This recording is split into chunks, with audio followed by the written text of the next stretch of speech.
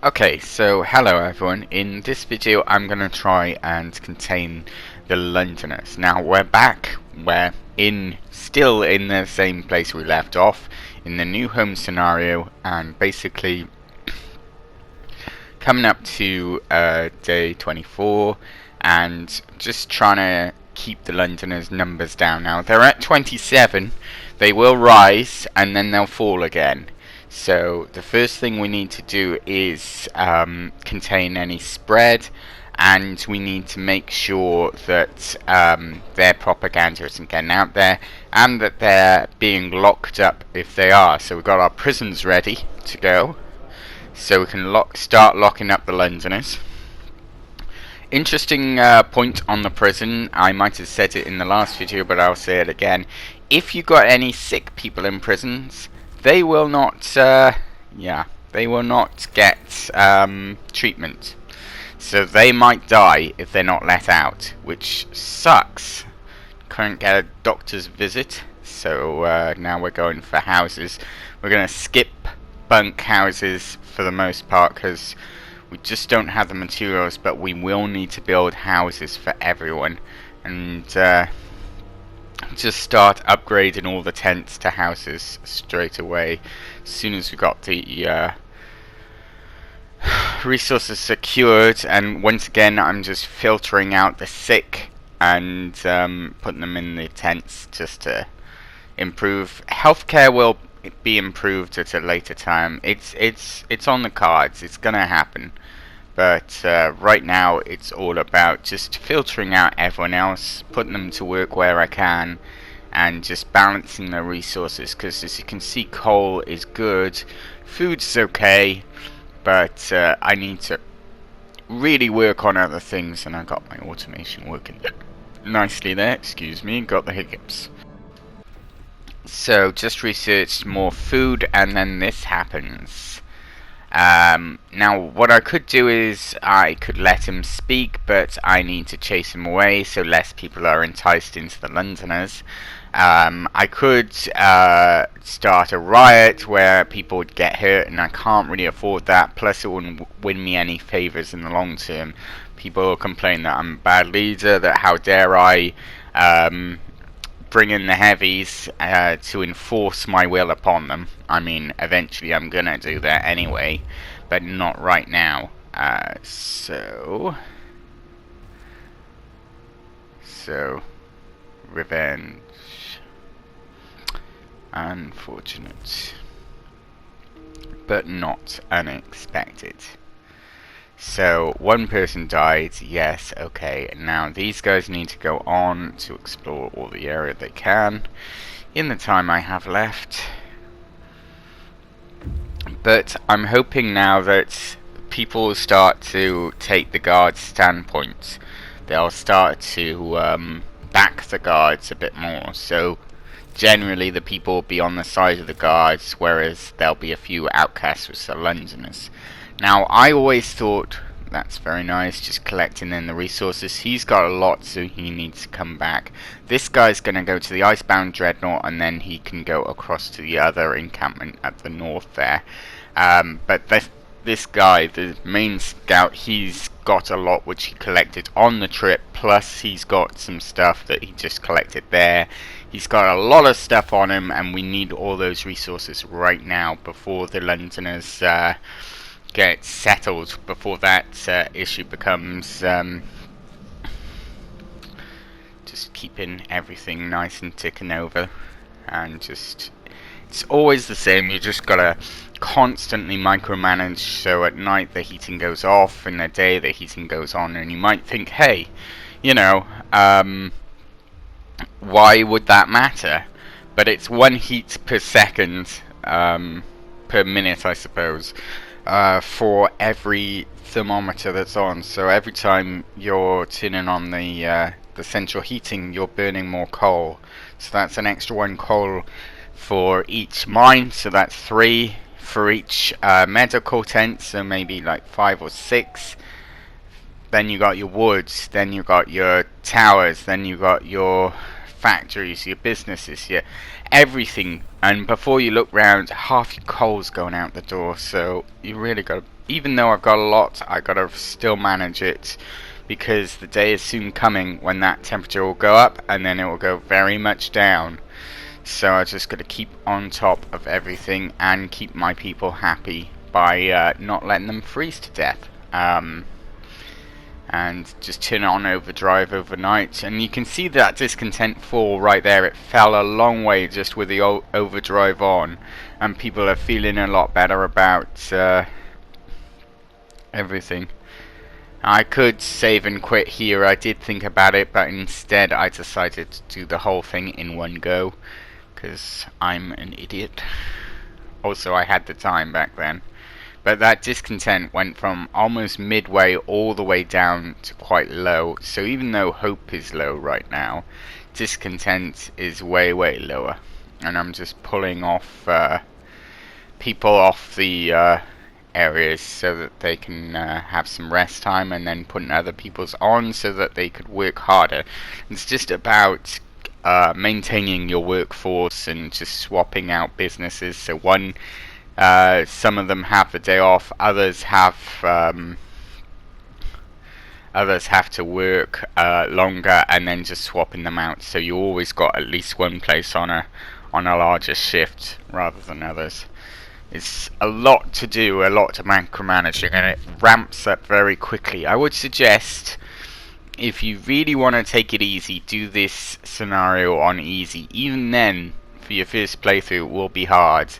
I did my first playthroughs on normal, and the deaths I had on normal. I think I had 250 people left at the end. So murdered on duty, another guard is killed. So I did consider banishing that guy, but it doesn't set a good precedent. This guy's got a lot. I should send him on to the wrecked vehicle, and I do consider it, but actually I bring him back, and that was a mistake on my part. I should have sent him on for more resources.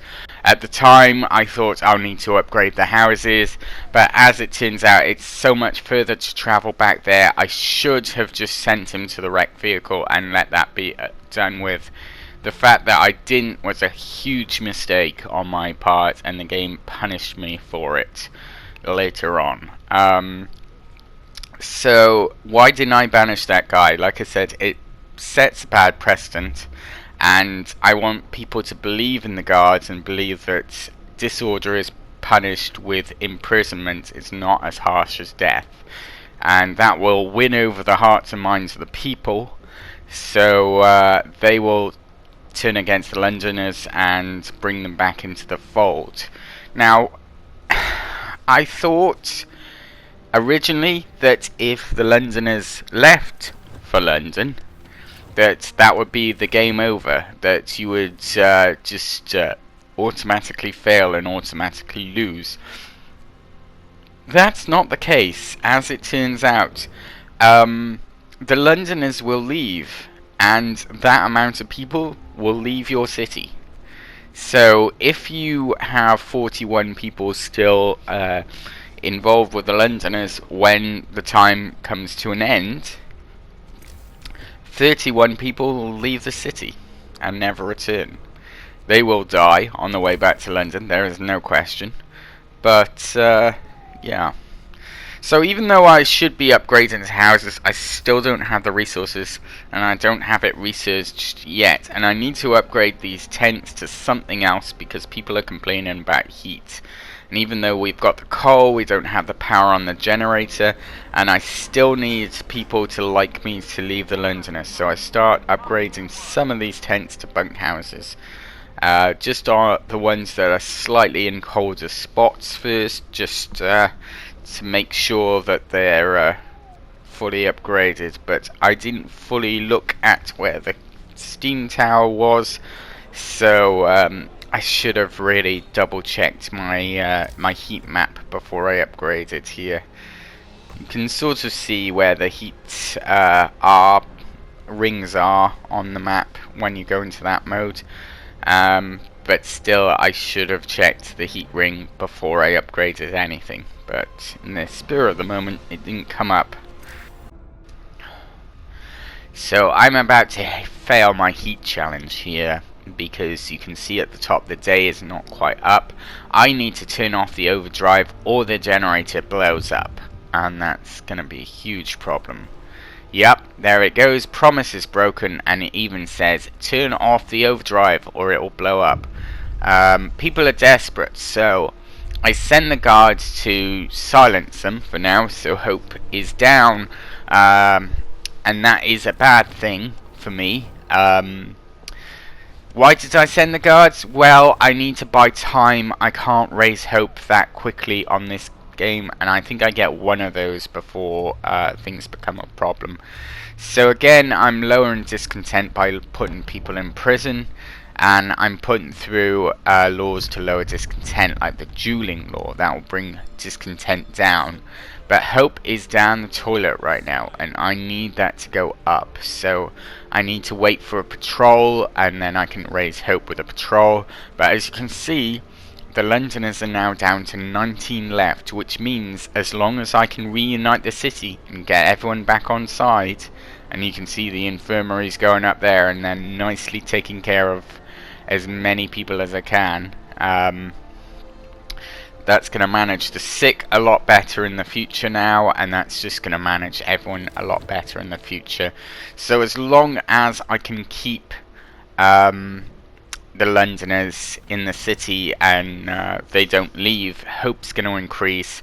We are united again, it will say, and that will bring hope back. And obviously I can do a little bit with the patrol and just increase hope in general. And you can see there hope is rising, and I got an event, so I'm just trimming the fat right now. I am just sorting everything out so that I can get people into the infirmary, and I should address that event very soon. But first I've got to take care of the sick.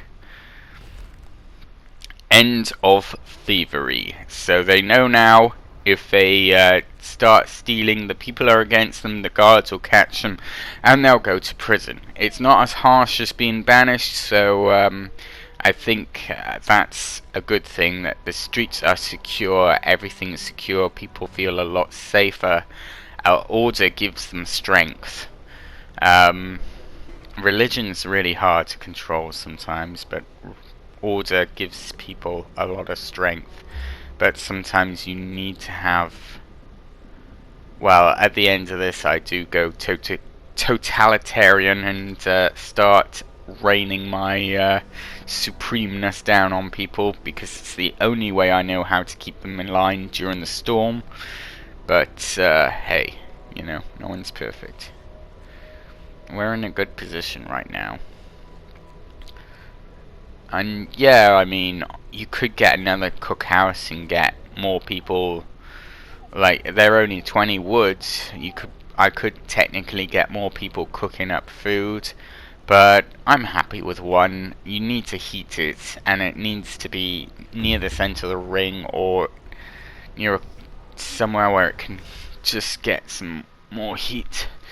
So one scout is back. Now this is problematic. I sent into the cave hideout where Tesla City for the scouts, which should have gone off a lot sooner. The cave hideout is where more refugees are. There's more people there. The heat's gone down, so I'm lowering the temperatures to save some more coal. And now we're gonna start, like, I believe this is where I messed up and built the wrong type of store.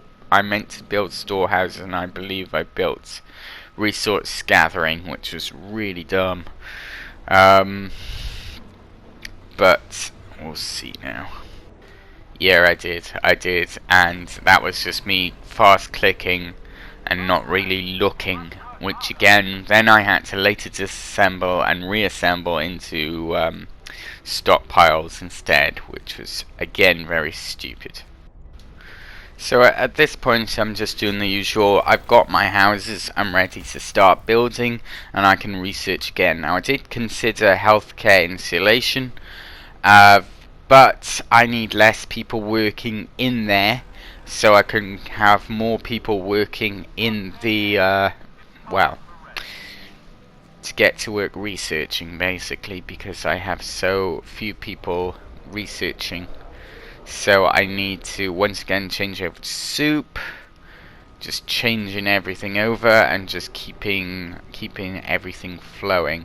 I've got maxed out wood right now, so I believe I will address that in a minute where I change over the machine. And again, you can see, like, I'm gonna need wood for houses, so eventually when I start building those houses, I need that wood's gonna go down very quickly, but I also need steel to keep that up with that. It just is a lot to micromanage, but as you can see, the city is pretty warm right now. The overdrive is still cooling off, it's powering down. And once again, I'm looking at my gathering posts thinking, there's my storehouses going up, and I'm not really bothering looking too hard at it, which was such a mistake. But, yeah, it's a work in progress. So I'm just keeping everything well managed here, and I'm just waiting for the storehouses to go up, and they're not really storehouses. Just fast forward time a little bit. And then, yeah, change over them to I changed over as many as I could when I realized my mistake, and now they're just changing back. It's, hope is pretty low. Hope is dying. And dwindling. But discontent's way down. Even though there's still 29 Londoners, most of those are going in and out of prison. Discontent is pretty low. And I can raise hope with patrols. So now it's just about giving people houses. And just making sure enough people are housed so that I can upgrade a house without anyone being homeless. And done. And that's everything needed, so I can get that wood flowing back in. Discontent goes down again because they're like, hey, you're sensing an automation to create wood when you can't even store the wood you're creating. What a waste of resources. I really hate that. I really hate that. And then as soon as I put the storehouse on wood, they're like, alright, you sorted it out. So now it's all about converting the tents to houses and everything to houses. And I need houses conversion before the storm comes, which will be the next event after the Londoners concludes. Once the Londoners wrap up, there'll be a wave of refugees coming into the city. After that, it'll be the storm. So I need to be set up and ready for it. I need all the tents converted into houses. Any bunkhouses converted into houses. I need to stockpile a massive amount of food. I need to stockpile coal. I need to stockpile wood. Steel isn't so much of an issue. After the houses are updated, steel doesn't really become an issue too much. Unless I want to build an automation or upgrade a mine, steel, it doesn't really factor into it that much. So once you got to this stage, you should be at a good point where you don't have to mine as much steel, so you can take employees out of that and put them in more critical areas. And now starts our dank descent into oppression. We're gonna build a propaganda center. And as soon as we get the steel, now I did say steel isn't an issue, but I was building too many houses to realize that I thought propaganda was 30, not 40. Sadly, it doesn't tell you when you open it up. Until you get the building, you can't really see what you need. But as soon as that's built, I can then see what the people think and feel. as it were. So when people are complaining about cold, it keeps an eye on that, and it's like, hey, people are angry about cold. People are angry about the food material. People are angry about this, and it allows you to address people's problems a lot quicker, and a little bit more on the nose. It's easier to micromanage your society when you know how they're feeling and what they're feeling about. You don't really get the exclamation marks by the generator where people are about, hey, I want this, when you already know what they want. So you can start to anticipate it and provide for them better. Now, having said that, a propaganda center throws up a couple of problems along the way, one of which is that people start to hate you, and you'll get a lot more people like, open your eyes, people, they're manipulating you. You saw there as well, oh yeah, the Londoners were spiked. That's because they were all let out of jail, so when I lock them back up again, the number goes down. So if you really want to keep the numbers down, you want to just keep them locked up for as long as possible. Then when the time limit comes, how many aren't locked up are your total figures. So as long as you've got the majority of the Londoners in jail, and you need to secure that by supporting the guards, ending thievery and all that sort of business, then you can pretty much get away with it because they don't count the Londoners that are locked up. So if you've got a low number in on the left and a large number of Londoners in jail, it doesn't really matter because they're in jail. So it's fine. About to fully hope again is fairly low, but that's going to be increased slowly when the Londoners get reunited with the city, and with patrols we can increase it. Discontent is really low, so we can play about with that a lot more. And we're at -70 and the temperature is good. The coal usage is okay. I wouldn't say it's good, but it is okay. We're certainly in the green, but it's gonna get colder. It's gonna get a lot colder, and then it's gonna get colder still. I think the temperature goes to a maximum of -120. Which I should really convert this to Fahrenheit for those of you that don't use Celsius. So let's see if I can do that real quick with the power of Google.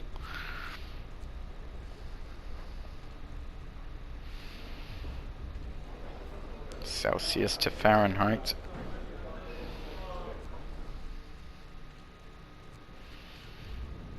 So -20 is -4, and right now we're at -70, which is -94 degrees Fahrenheit, and I think it goes down to a -120, which is -184 Fahrenheit, which that's pretty cold. No matter where you're from, that's cold. So I set up a propaganda center and a factory, and despite my best efforts, I haven't lowered the Londoners any more than that. So it's time.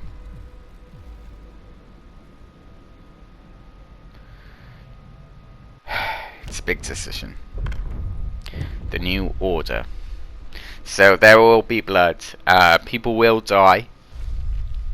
So it's now for the night of changes. Hope is now no longer an issue ever again.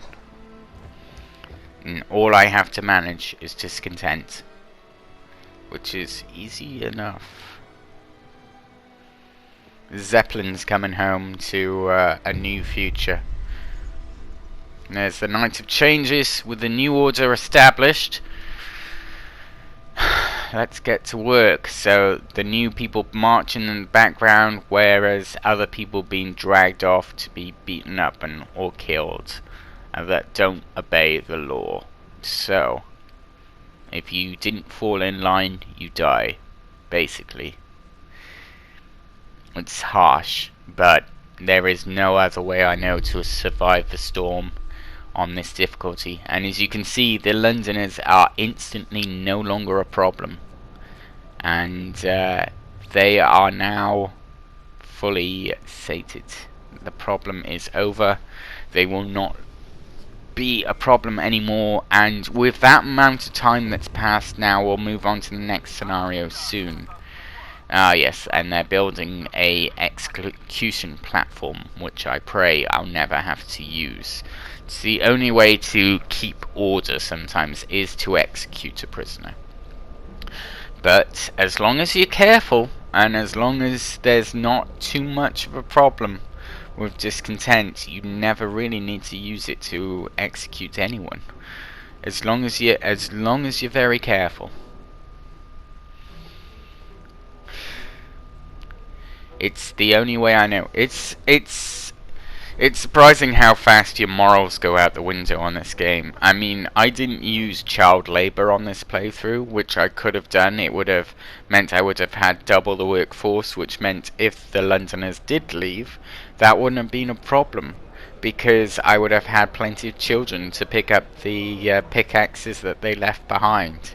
But no, I wanted children, and I needed them in shelters to keep hope alive, and then I can use them for apprenticeships, which is so much more useful. So just finish off upgrading the houses. Make sure everyone's got a house upgrade ready to go. And yeah, welcome to the new order. This is how things are now. You will obey, or you will perish. Even the music changes, you can hear it. I'm gonna shut up and let you listen to it for a bit.